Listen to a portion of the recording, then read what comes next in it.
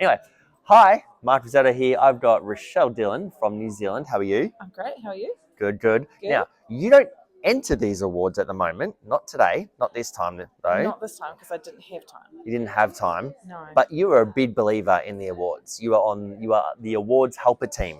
Absolutely. Yeah. Why? Yeah. Why do you spend so much time developing the awards and helping people in the awards area? Well, I tell you, I've just been part of a conversation where it's been that what was being awarded in a particular category a couple of years ago Yep. was awarded a lot lower this year. So it just shows the continual Growth. climb in the criteria to score high. Yep. So it keeps pushing people's creativity. Yep. And demands more from them, so they learn more of their craft.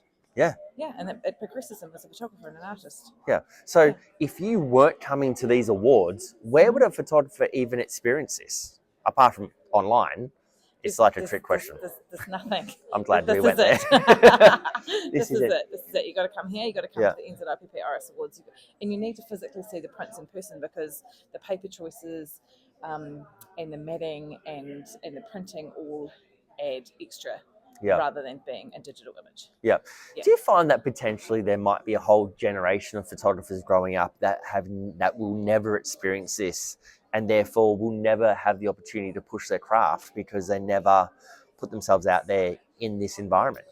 Yeah, because I think that Scary. you only gain that by entering prints, right? Yeah. Because it's a whole nother process in itself. The printing and the presentation and the matting and all the colour choices and options that you've got. So there's a lot of learning in that part of entering in a print awards. Yeah. Yeah. And if you're not in it, then how do you learn then? YouTube. And how do you win?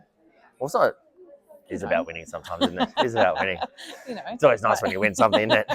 Everyone loves it, but it's a great way of challenging yourself and seeing where you're at and like for your own, like comparing against yourself from previous years. And against your peers. Absolutely. How long have you been shooting for now?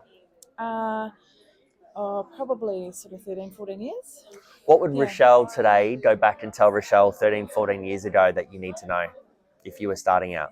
If I was starting out, I would say invest in learning about the business aspect because we all love to take pretty pictures. But there's a lot of creative people who aren't great at running a successful business. Yep. And so, getting some guidance about where to enter the market at the very beginning so that you don't enter too low and it takes you too long to increase your prices. Yep.